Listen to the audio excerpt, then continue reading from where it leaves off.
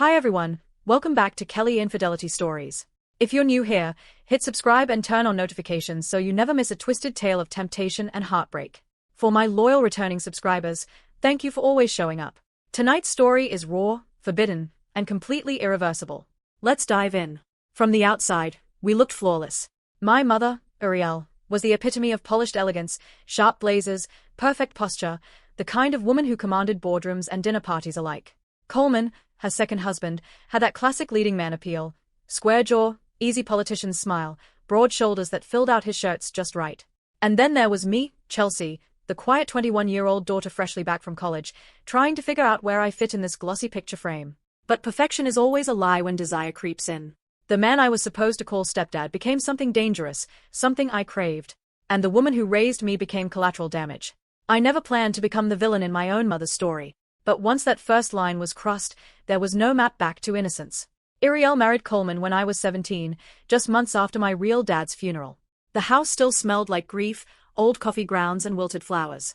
Then Coleman arrived like a fresh coat of paint over cracked walls. He called me kiddo, fixed the leaky faucet, made Uriel laugh in a way I hadn't heard since before the diagnosis. I hated how seamlessly he slid into our lives. I hated how she glowed around him. Mostly, I hated that part of me noticed how his forearms flexed when he carried groceries, how his voice dropped an octave when he said my name. By the time I turned 21 and came home for what was supposed to be a short summer break, everything felt different. My body had changed, curves where there used to be straight lines, confidence where there used to be awkwardness. Uriel noticed and disapproved. Arguments erupted over crop tops, late nights, the guys I brought around. "You're being reckless, Chelsea," she'd snap, heels clicking as she stormed off. Coleman always played referee. One evening after yet another blowout, Uriel retreated to her office. Coleman found me sulking on the patio swing. "You're just like your mom," he said, leaning against the railing with a beer in hand. "Stubborn, fiery, beautiful when you're angry." I rolled my eyes. "Flattery won't make her like me more." He stepped closer. "I wasn't talking about her." His gaze held mine a beat too long. Heat crawled up my neck. I told myself it was nothing. But it wasn't nothing. It built slowly, insidiously. He noticed when I dyed my hair auburn. "Suits you," he murmured while pouring coffee, his fingers brushing mine. He complimented the way I chopped onions for dinner. Precise, confident. One night Uriel worked late on a product launch.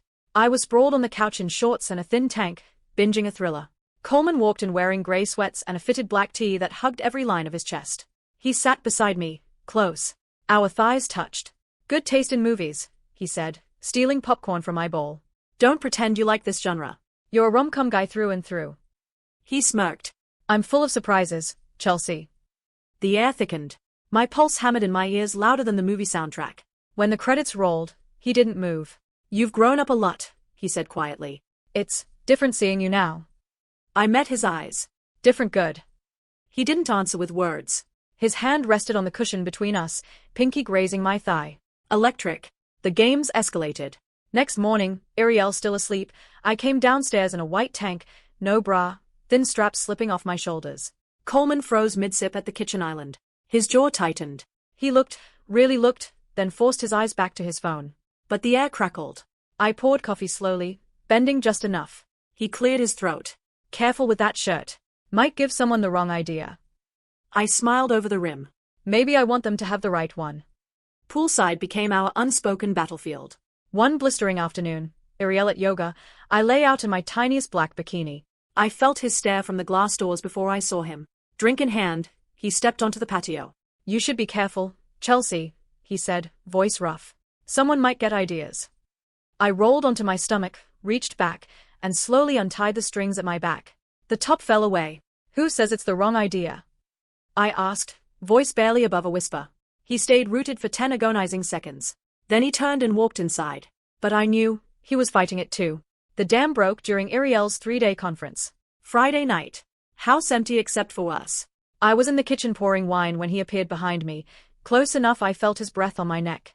"You have no idea what you do to me," he growled low. I turned. Our faces inches apart. "Show me." "We shouldn't." When I came, I bit his shoulder to muffle the cry. Afterward, he held me against him, breathing ragged. "I begged you to stop in my head," I whispered. "But I prayed you wouldn't." He kissed my forehead. "I couldn't if I tried." After that, we began stolen moments everywhere. Quick, Bruising kisses in the garage while Iriel skirt at the dinner table, fingers teasing while she talked about quarterly reports. Late-night texts. You left your earrings in the guest room equals meet me there in 5.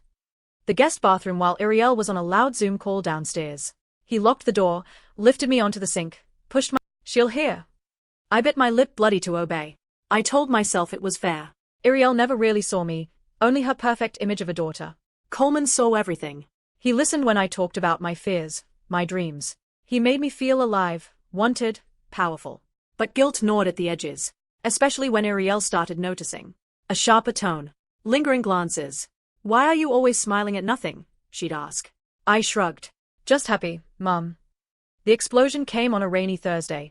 Rosemary chicken, candlelight, forced normalcy. Iriel set her fork down. Calm. Deadly calm. So, Chelsea, she said, eyes flicking between us, how long have you been? My stomach dropped. Coleman went still. What? I laughed. Too high, too fake. That's insane. Don't. Her voice cracked like glass. Don't insult me. I've seen the looks. The touches.